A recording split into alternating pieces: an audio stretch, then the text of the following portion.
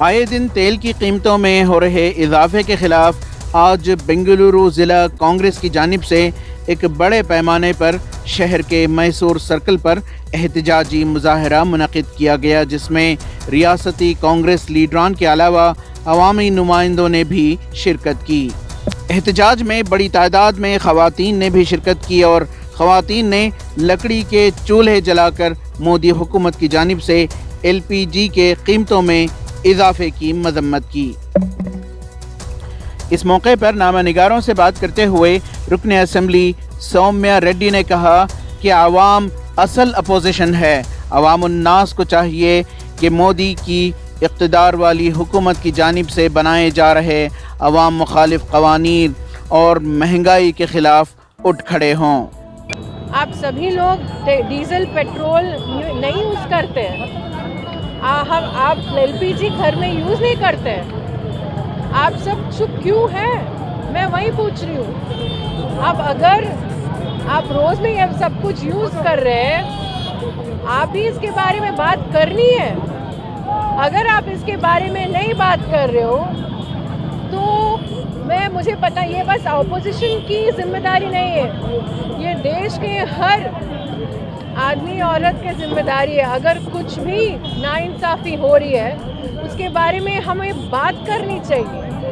आज जो मोदी हुकूमत पहले FDI और प्राइवेटिज़म के ऊपर खिलाफ थी कि आज वही उसको साथ देकर प्राइवेटिज़म कर आज ये महंगाई इतनी हो गई है। आज बेंगलुरु के अंदर 90 रुपये पेट्रोल का रेट हो चुका है। आज कौन इस महंगाई के ज़माने में ज़िंदगी कैसे कर सकता है? आज हालात बिगड़ते दिन ब दिन बिगड़ते जा रहे हैं। इस हुकूमत को ख़त्म किए, अगर ख़त्म नहीं किए तो हमारा भी जीना मुश्किल हो जाए, दुश्वार हो जाएगा। महंगाई के हिसाब से है ना, बहुत ही गरीबों के ऊपर बहुत इफेक्ट पड़ता है। जब पेट्रोल की कीमत बढ़ेगी तो हर चीज़ के ऊपर कीमत बढ़ेगी, ट्रांसपोर्टेशन का बढ़ेगा तो हर चीज़ के ऊपर कीमत बढ़ेगी। जब कांग्रेस की हुकूमत थी तो पेट्रोल का दाम बहुत कम था।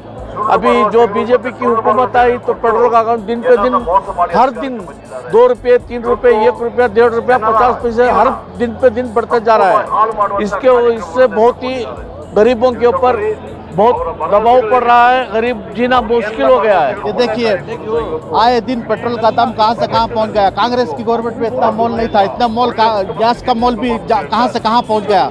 सिर्फ वो टीवी में बैठ के बोलता है हमारा प्रेसिडेंट पेट्रोल के दाम कम हो कि नहीं हो, डीजल के दाम कम हो कि नहीं हो। ये सभी खाली बहाने बना रहा है सभी। ये पहले इसको उतारना चाहिए और कांग्रेस की गवर्नमेंट फिर से वापस लाना चाहिए। ये तमाम हिंदुस्तानियों को इतनी तकलीफ हो रही है कि लोगों को क्या करना नहीं मालूम हो रहा है। पहले ही लोगों के पास काम नहीं है, उसके बावजूद हर चीज़ का मोल रोज़ को रोज़ घंटे को घंटे बढ़ा रहे हैं। तो इसका मतलब ये है कि लोग हमारे को सबको ख़त्म करना चाह रहे हैं, देश को ख़त्म करना चाह रहे हैं, मुल्क को ख़त्म करना चाह रहे हैं। तो हम लोग यहाँ भी हर जगह वहाँ फार्मर्स जहाँ हम खाते हैं, हम हमारा अन्नदाता बोलते हैं, जो हम लोगों को खिलाते हैं, उन लोगों को इतनी तकलीफ हो रही है। महीनों से बैठे हुए हैं, कोई उनका ये ना नहीं है, कोई भी उनको जवाब देने वाला नहीं है। फिर उसके बदले में उनको रोड डाल के उनको तकलीफें दे रहे हैं ताकि इनके खिलाफ ना जाएं।